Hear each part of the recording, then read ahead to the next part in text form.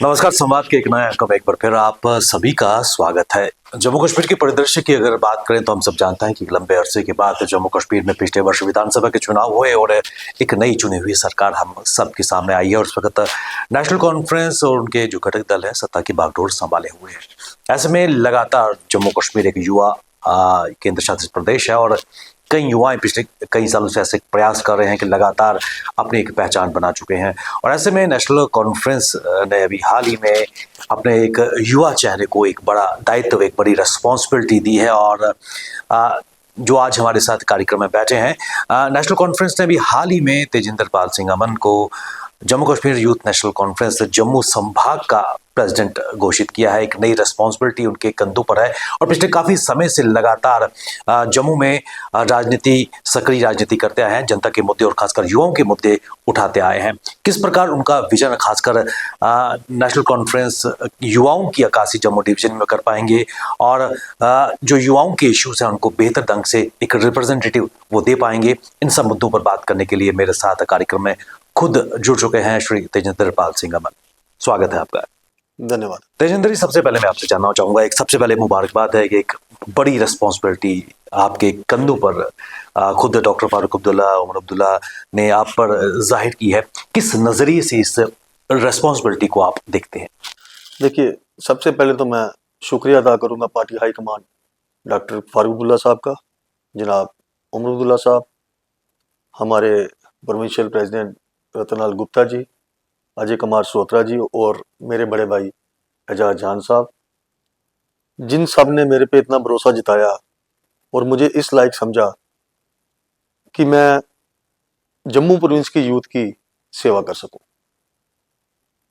मुझे काफ़ी खुशी हुई कि जब उन्होंने मुझे अनाउंस किया और मैं थोड़ा चौंक भी गया था क्योंकि कुछ ऐसा था नहीं, कुछ ऐसा होने वाला है, पर अचानक से उस दिन एक प्रोग्राम के अंदर उन्होंने मुझे अनाउंस किया तो मैं उनका शुक्रिया अदा करता हूं, क्योंकि जो उन्होंने मेरे पे ये जिम्मेवारी दी है, मैं इस जिम्मेवारी को दिन दुगनी रात चुगनी 24/7, क्योंकि यूथ ही रीढ़ की हड्डी है और मैं चाहूंगा कि मैं अगर यूथ के काम आऊं, मेरी कोई कंट्रीब्यूशन यूथ के लिए हो, तो मैं अपने आप को बड़ा खुशकिस्मत समझूंगा।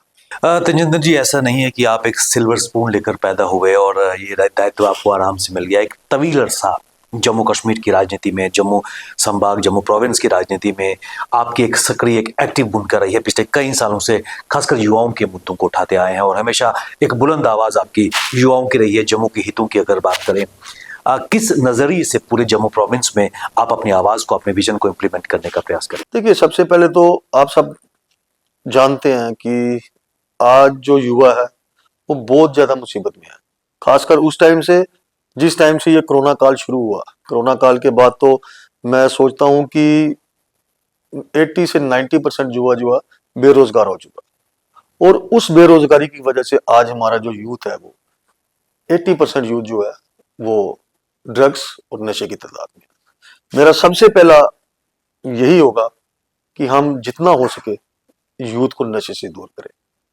आप जानते होंगे कि हमारी भी पार्टी ने एक मैनिफेस्टो में एक इस ड्रग्स के रिलेटेड एक जो हमारी एक कमेटी बनाई थी, वार अगेंस्ट ड्रग अब्यूज, जिसमें मैं जम्मू से एक उस कमेटी का मेंबर था।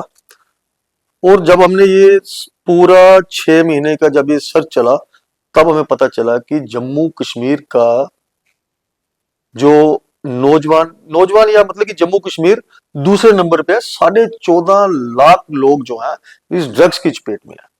और माफी चाहूंगा, जिसमें 14 साल से लेके आगे जितने भी एज के हैं लोग, वो इस चपेट में आ चुके हैं। और मेरी बहनें जो हैं आज वो ओपन ड्रग्स, अल्कोहल, मतलब कि हर एक चीज का प्रयोग हो रहा है। मेरी तो सबसे पहले यही कोशिश होगी कि हम इसके ऊपर जितना हो सके इसके ऊपर काम करें, क्योंकि बेरोजगारी जो है वो तो आपने देखा कि हमारे मैनिफेस्टो में जो उमर साहब ने दिया हुआ कि 1 लाख नौकरियां देनी है, और मुझे लगता है वो जो 1 लाख नौकरियां हैं वो हमारे, और जो हम ये काम करने जा रहे हैं ड्रग्स को लेके, इसमें उसकी बहुत हमें सहायता मिलेगी। ड्रग्स का आपने जिक्र किया, इसमें कोई दो राय नहीं कि हमारा पड़ोसी मुल्क का हमेशा से ये कोशिश रहती है ना केवल टेररिज्म बल्कि नार्को टेररिज्म को भी बढ़ावा दिया जाए, ड्रोन के माध्यम से ड्रग्स, चिट्टा या बाकी मादक पदार्थ या फिर वेपन्स यहाँ पर गिराए जाते हैं। तो किस प्रकार आप, क्योंकि अब आपको लीड करते हैं, आप जम्मू डिस्ट्रिक्ट पे भी आए हैं और आपकी अपनी एनजीओ भी है जिसके माध्यम से आप सेवा हमेशा करते आए हैं, सेवा भाव से आप काम करते आए हैं, तो क्या एक विजन लेकर आप चलेंगे? विजन यही होगा कि आप देख रहे हैं कि इस टाइम नौजवान सड़कों पे है, किसी भी वर्ग का वो हो, या 10+2 हो, एएसआई हो या एसआई हो या कांस्टेबल हो या फायर एंड इमरजेंसी हो या बॉर्डर सिक्योरिटी फोर्सेस हो या जेई या एई। क्यों? क्योंकि उनके साथ एक खिलवाड़ किया गया, उनके साथ एक धोखा हुआ। और सबसे बड़ी बात, जितनी बार उन्होंने अपने टेस्ट दिए उनको कैंसिल किया गया। पर मुझे ये समझ नहीं आया कि इन 10 सालों में ऐसा क्या हो गया था और इन 10 सालों में ये पेपर लीकेज वाला सिस्टम क्यों आया। हमें उस तक पहुंचना है, उसके ऊपर काम करना है, तभी जिन चीजों पे हम काम करना चाहते हैं तभी हम कामयाब होंगे।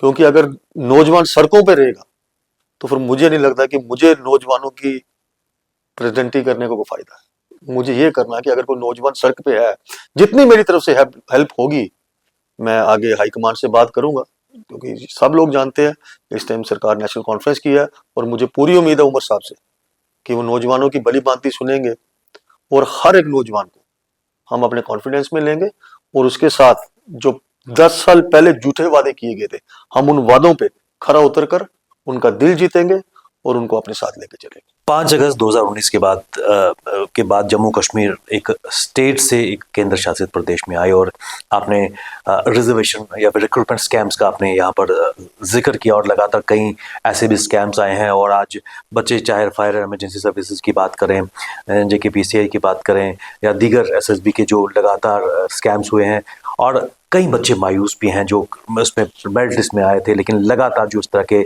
बच्चों के भविष्य के साथ खिलवाड़ किया जा रहा है, सरकार इस वक्त आपकी है एक बड़ा ओनर्स रिस्पॉन्सिबिलिटी, क्योंकि जो युवा हैं सरकार की तरफ देख रहे हैं, किस प्रकार एक अकाउंटेबल ट्रांसपेरेंट सिस्टम लाने का प्रयास किया? देखिए, इसके ऊपर हमने काम करना शुरू कर दिया, उमर साहब ने ऑलरेडी इसके ऊपर काम करना शुरू कर दिया। जैसे कि JKKS के जो उनको जो नीड थी एज के रिलैक्सेशन की, उसके ऊपर काम किया। अब उसके बाद जैसे जैसे डिमांड्स आ रही हैं और मैं भी कोशिश कर रहा हूँ, हमारी पूरी जमात कोशिश कर रही है और सबसे बड़ी बात यह है कि उमर साहब का पॉजिटिव रिस्पॉन्स आ रहा है। बट आप जानते हैं कि इस टाइम हम स्टेट से यूटी में हैं, तो हम भी यही उम्मीद करेंगे कि जल्द से जल्द जो हमारे माननीय प्रधानमंत्री जी ने हमसे वादा किया या होम मिनिस्टर साहब ने वादा किया कि जल्दी ही जम्मू को स्टेट का दर्जा मिलेगा, तो अगर स्टेट का दर्जा मिलेगा तो हम जहां नौजवानों के आज 90% उतरेंगे, वहां 120% उतर के नौजवानों की जो जम्मू कश्मीर के नौजवान है उनको हम फिर से पटरी में लाएंगे, ताकि जो ये मायूसी है, ये जो स्कैम्स चल रहे हैं, इनको बंद कर तो जो वो चाहते हैं वैसा ही हम करना चाहिए। अभी भी सरकारी विभागों की अगर बात करें काफ़ी ज़्यादा वैकेंसी है, क्या, क्योंकि आप इस वक्त जम्मू प्रोविंस की अक्कासी कर रहे हैं, युवाओं को आप नेशनल कॉन्फ्रेंस की अगर बात करें तो क्या इन मुद्दों को लेकर खासकर जल्द इन वैकेंसीज को पूर्ण करने का या फिल करने का भी प्रयास किया जाएगा एक बेहतर ट्रांसपोर्ट सिस्टम में? नहीं, बिल्कुल इसमें कोई शक नहीं है। अभी देखिए, अभी सरकार बने हुए 3 से 3.5 या 4 महीने हुए हैं, तो अगर कल को एक बच्चा पैदा हो, उसको चलने के लिए भी 1 से 2 साल लगते हैं।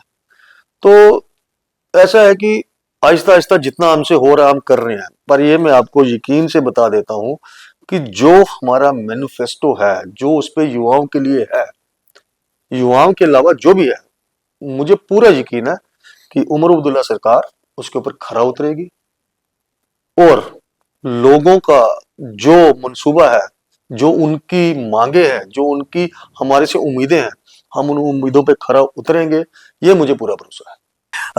आपसे पहले जान साहब यूथ प्रोविंशियल प्रेसिडेंट भी थे और इस वक्त वो खुद MLA भी हैं और एक बड़ा उनका कद भी नेशनल कॉन्फ्रेंस में रह चुका है।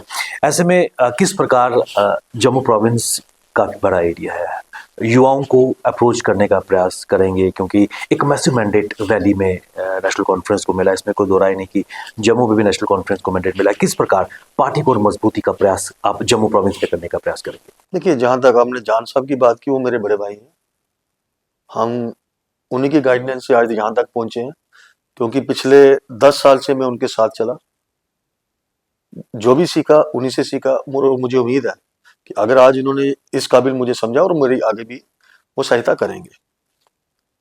तो अब हमारा यही एक लक्ष्य है कि इस बार हमें जम्मू में जो थोड़ा हमारा वोट बैंक वो कम था, पर मुझे इस बार उम्मीद है कि हम उस वोट बैंक को जम्मू में कवर करेंगे, क्योंकि आपने देखा है कि इस समय जम्मू के अंदर हमारे दो जम्मू के दिग्गज नेता जो हैं वो इस टाइम सरकार में है और वो बढ़ चढ़ कर लोगों का काम कर रहे हैं। आज अगर हम सेक्रेटेरिएट में चले जाएं तो वहां पे उस सेक्रेटेरिएट में जहां पे पिछले दिनों में फिल्म की शूटिंग की जाती थी, आज वहां मंत्री बैठकर मंत्रियों के कमरों के बाहर लोगों की तादाद देखकर लगता है कि हाँ भाई, अब लोगों के काम हो रहे हैं।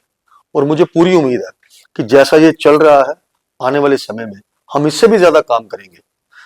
जो उन्होंने करना वो अपना करेंगे, जो हमने करना, जो हमारा फर्ज है, हम हर जगह, हर डिस्ट्रिक्ट, हर ब्लॉक में जाकर हर उस बंदे से मिलेंगे जिनसे हमारे लीडर नहीं मिल सकते। वो हमारा फर्ज है, वो यूथ का फर्ज है।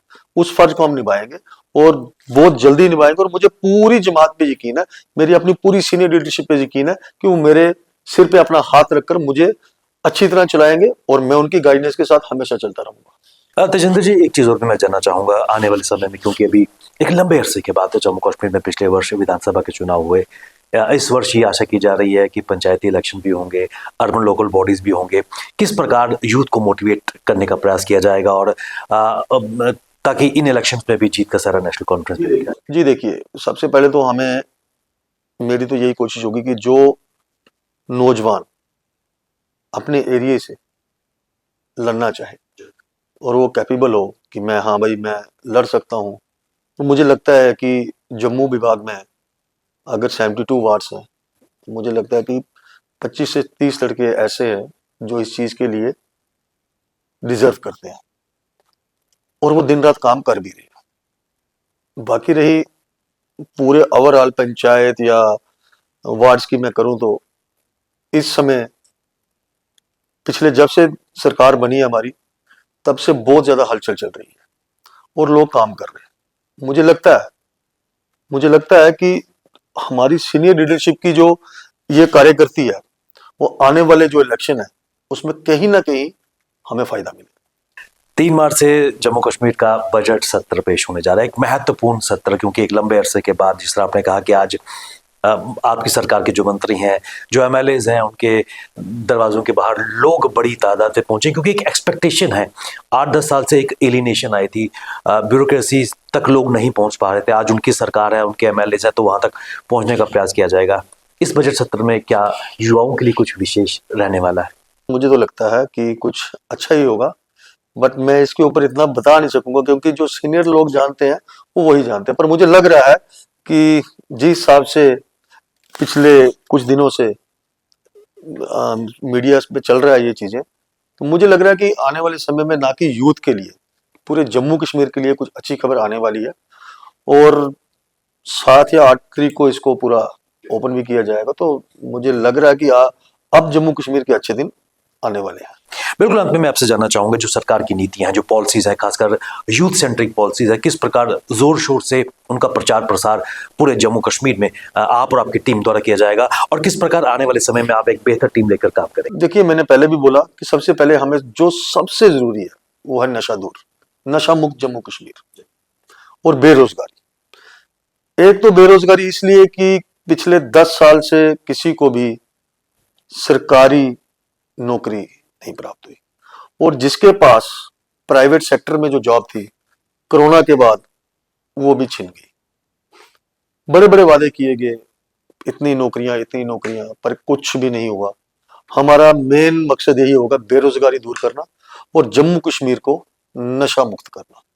जम्मू कश्मीर को अगर नशा मुक्त कर देंगे, मुझे लगता है कि जम्मू कश्मीर के कई घरों की जो आवाज है इस नशे को लेकर, और उसी नशा मुक्त की वजह से ही हमारी बेरोजगारी खत्म हो सकती है। आज लोगों के पास नौकरियां नहीं है और उसी नौकरियों की वजह से जब हमारे भाई या बहनें जो इतने पढ़ लिख जाते हैं, आप देख लीजिएगा कि कोई भी ऐसा बंदा नहीं नशा वाला होगा जो अनपढ़ होगा।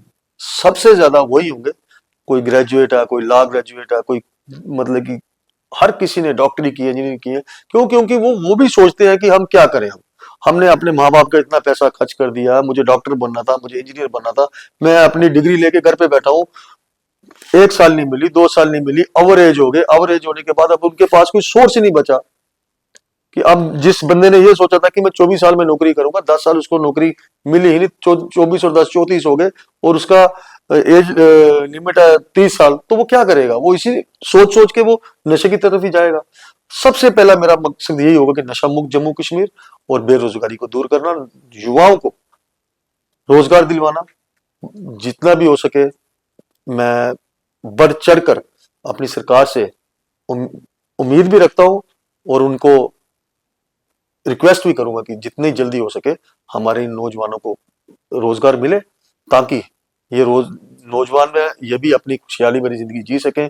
और जो जिन जिन नौजवानों की हमारे पास कई बार कितनी डिमांड्स आई है कि एज रिलैक्सेशन, कुछ भी जो डिमांड्स है, मैं पूरी कोशिश करूंगा और उम्मीद करूंगा सरकार से कि वो हमारी चीजों पे खरा उतरेंगे और हम नौजवानों को दिन जी सकेंगे। तेजेंद्र जी, एक स्पष्ट विजन लेकर आप चल रहे हैं और एक बड़ी रिस्पॉन्सिबिलिटी आपके कंधों पर है। आशाएं काफी युवाओं की आपसे जुड़ी हुई हैं। हमारी शुभकामनाएं आपके साथ। आपने अपना कीमती समय निकाला, हमारे स्टूडियो में आए, आपका बहुत बहुत धन्यवाद। ये थे national conference, youth national conference के जम्मू प्रोविंस से नवनियुक्त प्रेसिडेंट, जिन्होंने अपना विजन क्लियर किया कि आने वाले समय में जम्मू कश्मीर से नशा दूर करना, एक ट्रांसपेरेंट तरीके से रोजगार, सिस्टमेटिक तरीके से बच्चों को, युवाओं को रोजगार दिया जा सके, ताकि जम्मू कश्मीर खुशहाली और उन्नति की राह पर गामजन हो सके। बने रहिए हमारे साथ, हमें दीजिए इजाजत। नमस्कार।